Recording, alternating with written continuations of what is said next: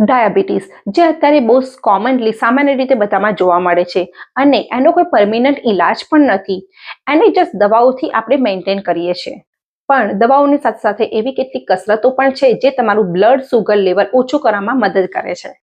આપણને બધાને જ ખબર છે કે દવાઓ લેવાથી ધીરે ધીરે આપણી કિડનીઝ ખરાબ થતી જાય છે અને ડાયાબિટીસમાં પણ આપણું શરીર ધીરે ધીરે નબળું પડે છે. તો આના માટે એક્સરસાઇઝીસ બહુ જ ઇમ્પોર્ટન્ટ છે. તો આ વિડીયોમાં આજે હું તમને અસરકારક અને તમારા ડાયાબિટીસમાં તમને હેલ્ધી રાખે અને ડાયાબિટીસને પણ ઓછો રાખે એવી બેસ્ટ એક્સરસાઇઝ બતાવવાની છું. તો આ વિડીયો એન્ડ સુધી જરૂરથી જોજો. એના પહેલા જો તમે મારી ચેનલને સબસ્ક્રાઇબ ના કરી હોય તો સબસ્ક્રાઇબ કરી લેજો, જેથી તમે મારા આવતા નવા હેલ્પફુલ એવા વિડીયો જોઈ શકો. અને જો તમને મારો આ વિડીયો ગમે તો એને લાઇક પણ જરૂરથી કરજો. હેલો ફ્રેન્ડ્સ, કેમ છો બધા? હું આશા રાખું છું કે તમે બધા મજામાં જ હશો. હું છું ડોક્ટર ભાવિકા, ફિઝિકલ થેરાપિસ્ટ, અને મારી આ ચેનલ દ્વારા મારો ગોલ છે કે હું બધા જ મારા વ્યુઅર્સને, મારા ફ્રેન્ડ્સને હેલ્ધી રાખવામાં અને પેન ફ્રી લાઈફ એન્જોય કરવામાં મદદ કરું. તો ડાયાબિટીસમાં કસરતનો બહુ જ ઇમ્પોર્ટન્ટ એવો રોલ છે. 2 જાતની કસરતો છે જે તમારા બ્લડના સુગર લેવલને ઓછું કરે છે. એક છે એરોબિક એક્સરસાઇઝ અને બીજું છે તમારી સ્ટ્રેન્થ ટ્રેનિંગ એક્સરસાઇઝ.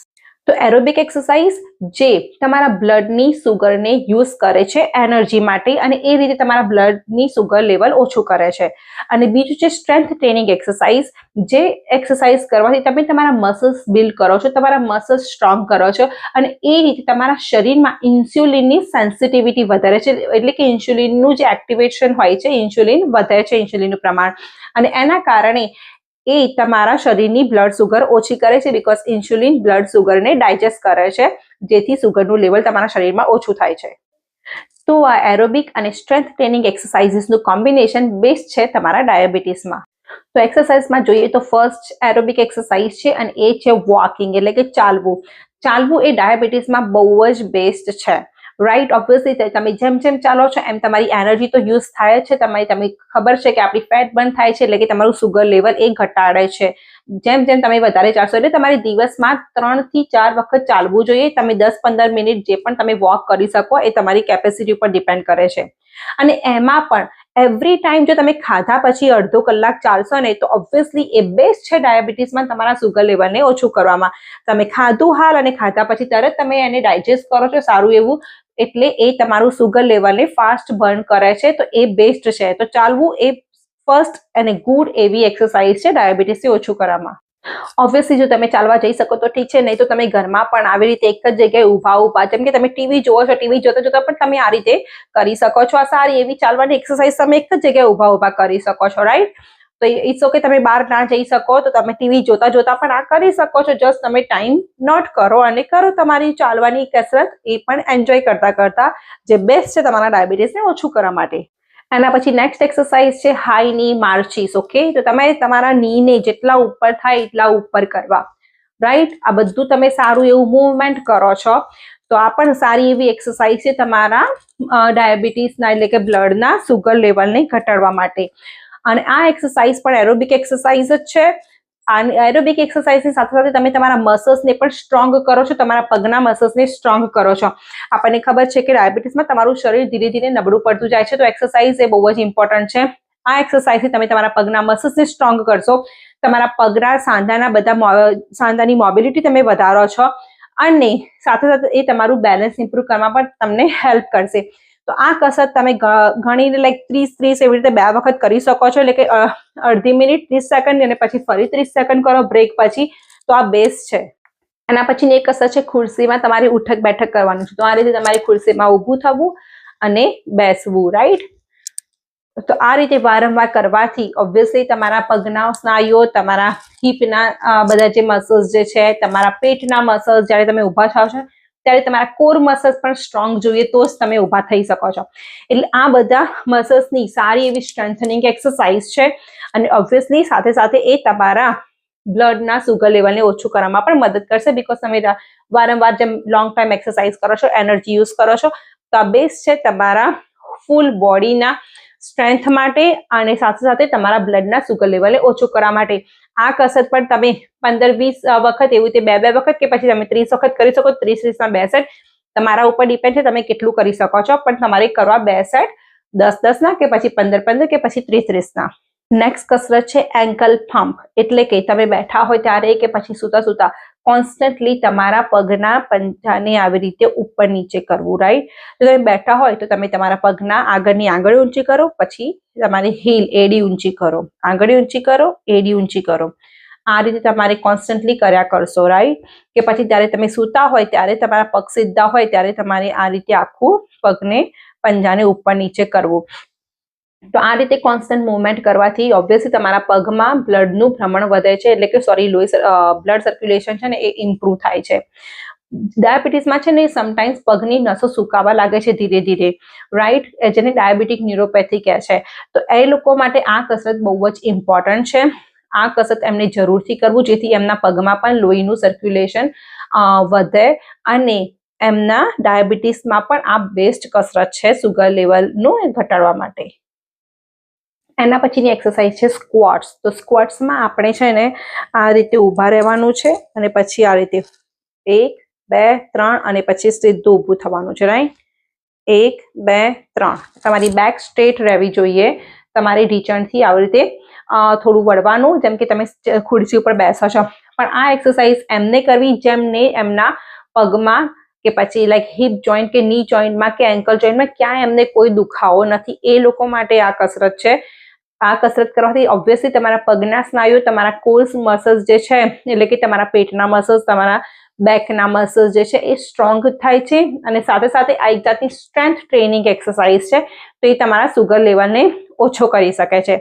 આ એક્સરસાઇઝ જેમના માટે હાર્ડ હોય એ વોલ સ્ક્વોટ્સ પણ કરી શકે છે, જેમ કે તમારે વોલના ટેકો લઈને આ રીતે ઊભું રહેવું, તમારા પગનો પંજો 1.5 ફીટ જેટલા દિવાલથી દૂર રાખવા અને પગનો પંજો તમારા હિપના લેવલમાં હોય એ રીતે ઊભું રહેવું. અને પછી તમારા ઢીંચણથી વાળવાના તમારા પગને 3 સેકન્ડ સુધી હોલ્ડ કરો, 1 2 3 અને પછી ઉપર, રાઈટ?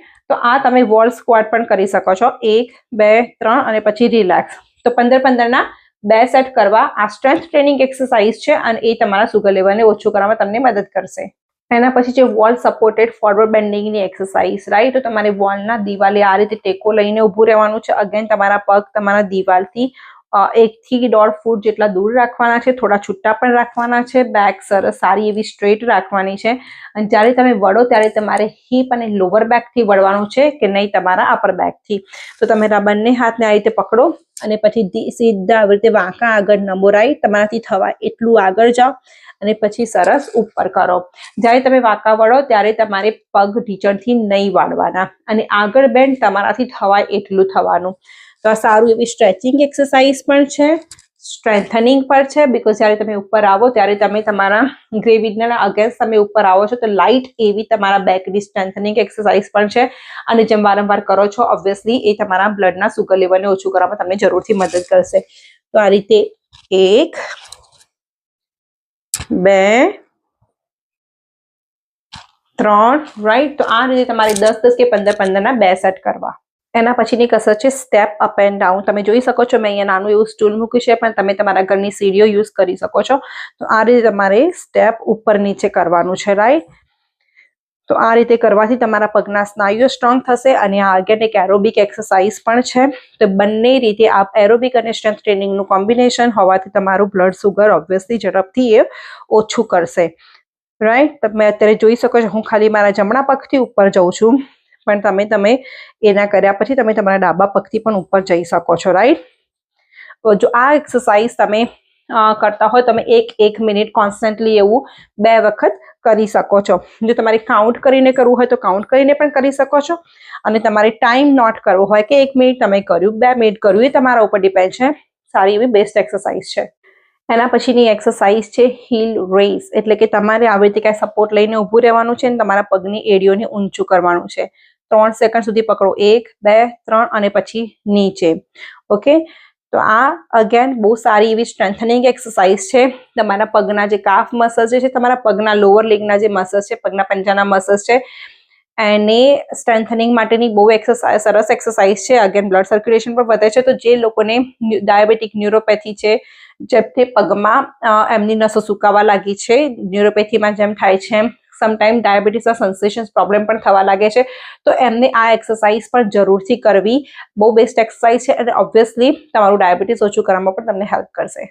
હવેની કસરત જોઈશું આપણે વોલ પુશઅપ્સ, એટલે કે આપણે વોલ ઉપર પુશઅપ્સ કરીશું. તો જે પહેલા એક્સરસાઇઝ જોઈ સ્ટ્રેન્થ ટ્રેનિંગ જોઈએ, આપણે આપણા સ્ટમકના મસલ્સની બી લાઇટ જોઈ, ખાસ કરીને પગના સ્નાયુઓની જોઈ, રાઈટ. તો હવે આપણે આ તમારા અપર બોડી માટેની છે. તો તમારે આ રીતે ઊભું રહેવાનું છે દિવાલે ટેકો લઈને, રાઈટ.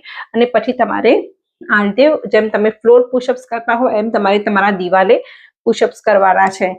તો આ કોઈ પણ બહારનું વજન લીધા વગર તમે સ્ટ્રેન્થ ટ્રેનિંગ એક્સરસાઇઝ કરો છો, રાઈટ, ઘરે જ. આ એક્સરસાઇઝ પર તમે 15-15ના 2 સેટ કરી શકો છો, જેથી તમારા ઉપરના હાથના જે બધા સ્નાયુઓ છે એ સ્ટ્રોંગ થશે અને એ તમારો બ્લડ સુગર લેવલને ઓછું કરવામાં મદદ કરશે.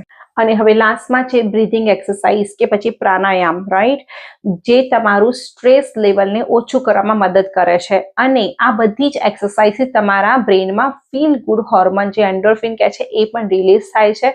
તો ઓબ્વિયસલી તમે હેપી એવું ફીલ કરો છો અને તમારું સ્ટ્રેસ પણ ઓછું કરે છે આ બ્રીથિંગ એક્સરસાઇઝીસ અને પ્રાણાયામ. સ્ટ્રેસ લેવલ ઓછું થવાથી એ પણ તમારા ડાયાબિટીસને ઓછું કરવામાં મદદ કરે છે. આપણને બધાને ખબર છે કે આપણે બધાને કહેતા રહીએ છીએ કે તમે બહુ ચિંતા ના કરશો, સ્ટ્રેસ લેવાથી તમારું સુગર લેવલ વધે છે. Actually not sugar level, stress લેવાથી બધા બહુ જ બોડીમાં પ્રોબ્લેમ્સ થાય છે. તો સ્ટ્રેસને રિલીફ કરવું બહુ જ ઇમ્પોર્ટન્ટ છે. તો જેમને ડાયાબિટીસ હોય કે ના હોય એમને પણ આ પ્રાણાયામ અને બ્રીથિંગ એક્સરસાઇઝ પણ જરૂરથી કરવા. પ્રાણાયામમાં આવે છે જેમ તમે ભ્રામરી પ્રાણાયામ કરો છો, નાડી ભૂતાના કરો છો, રાઈટ. એક નાકેથી શ્વાસ લઈને બીજા નાકેથી છોડવું, ધીરેથી શ્વાસ અંદર લેવો 3 સેકન્ડ સુધી અને પછી 4 સેકન્ડ સુધી તમારે ધીરે ધીરે એને બહાર કાઢવો. તો રાઈટ, તો ધીરેથી શ્વાસ અંદર લેવો, ધીરેથી શ્વાસ બહાર કાઢવો, રાઈટ. પછી ફોર્સફુલ બ્રીથિંગ કરીએ છીએ, જે આપણા પેટથી આપણે ફોર્સફુલ શ્વાસને બહાર કાઢીએ છીએ.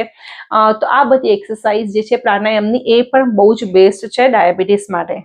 તો આ છે બધી કસરતો, એક્સરસાઇઝ જે તમારા ડાયાબિટીસને ઓછું કરવામાં તમને મદદ કરશે. આ બધી કસરતોમાંથી ચાલવું જે કસરત છે મેન, એટલે કે એરોબિક એક્સરસાઇઝ છે, એ તમારે એવરી ડે કરવી, એટલે કે દરરોજ કરવી એક્સરસાઇઝ. અને જે સ્ટ્રેન્થ ટ્રેનિંગ એક્સરસાઇઝ છે, આજે મેં જે તમને સ્ટ્રેન્થ ટ્રેનિંગ એક્સરસાઇઝ બતાવી એ બહારનું કોઈ વજન લીધા વગર બતાવી. પણ જો તમે ઘરે ઓલરેડી કરતા હોય કોઈ ડમ્બેલ્સ લઈને કે પછી થેરાબેન્ડ આવે છે સ્ટ્રેચ બેન્ડ લઈને, જો તમે ઓલરેડી કરતા હોય તો એ પણ તમે કરી શકો છો. સ્ટ્રેન્થ ટ્રેનિંગ એક્સરસાઇઝીસ બહુ જ બધી એક્સરસાઇઝ છે, પણ મેં તમને કોઈ પણ ઇન્સ્ટ્રુમેન્ટ, કોઈ પણ સાધન વગર જે કરી શકો એવી જ તમને બતાવી છે. હવે સ્ટ્રેન્થ ટ્રેનિંગ એક્સરસાઇઝ પણ જો તમે બધી જ એક્સરસાઇઝ એક દિવસે ના કરી શકો તો ઇટ્સ ઓકે. થોડી થોડી તમે ડિવાઈડ કરો કે તમે સોમવારે આટલી કરી, મંગળવારે આટલી કરી, બુધવારે આટલી કરી, રાઈટ. એ પ્રમાણે પણ તમે વીકડેઝમાં ડિવાઈડ કરી શકો છો કે એક દિવસે પગ, એક દિવસે તમારી બેક અને તમારું સ્ટમક તમે લીધું અને એક દિવસે તમે તમારા શોલ્ડરને લીધા. તમે તમારી રીતે એને એડજસ્ટ કરી શકો છો. પણ હું એવું ગાઈડ તમને જરૂર કરીશ કે તમે એરોબિક એક્સરસાઇઝ છે મોસ્ટલી ચાલવાની, તમે માર્ચિંગ કરી, એવી એક્સરસાઇઝ તમે એવરી ડે કરો. એ તમારું સુગર લેવલ ઓછું કરશે. અને એમાં પણ જમ્યા પછી ચાલવું અને પ્રાણાયામ, આ તો તમારે અવશ્ય દરરોજ કરવું. એ તમારું સુગર લેવલને ઓછું કરશે અને તમને સ્ટ્રેસ ફ્રી પણ રાખશે. હવે આ બધી કસરતો કરતી વખતે તમારે એનું પણ ધ્યાન રાખવું કે જ્યારે તમે કોઈ કસરત કરતી વખતે તમારી જોડે કોઈ સપોર્ટ હોય. કેમ કે ડાયાબિટીસમાં તમારા પગના સ્નાયુઓ નબળા પડી શકે છે કે પછી તમને બેલેન્સ પ્રોબ્લેમ હોઈ શકે છે. અને એમાં પણ વધારે જો તમારો સુગર લેવલ ટુ મચ ઓછો થઈ જશે, એટલે કે વધારે પડતો ઓછો થાય કે પછી વધારે પડતો વધી જશે ને, ત્યારે પણ તમને ચક્કર આવવાના ચાન્સીસ છે. તો ઓબ્વિયસલી જ્યારે પણ તમે એક્સરસાઇઝ કરો તો તમારી ડાયાબિટીસ તમે ચેક પણ કરી શકો છો કે તમારું લેવલ કેટલું છે ડાયાબિટીસનું. અને એના સિવાય ક્યાં પણ કસરત કરો, મેક શ્યોર તમારી આજુબાજુ કે સપોર્ટ હોય જેથી તમે તમારી સેલ્ફને, તમારી જાતને તમે પકડી શકો. તો થેન્ક યુ મારો આ વિડીયો જોવા માટે. આઈ હોપ તમને મારો આ વિડીયો ગમ્યો હશે. તો એને લાઇક જરૂરથી કરજો અને તમારા ફ્રેન્ડ્સ, ફેમિલીમાં જેને પણ આ વિડીયો હેલ્પફુલ થઈ શકે એમને શેર પણ કરજો. અને આ એક્સરસાઇઝ કર્યા પછી તમને કેવું લાગ્યું એ મને કમેન્ટમાં જરૂરથી જણાવજો. તો ચલો bye, see you next time એક નવા હેલ્પફુલ વિડીયો સાથે. ત્યાં સુધી તમારું ધ્યાન રાખજો, હેલ્ધી રહો અને હેલ્ધી જીવો.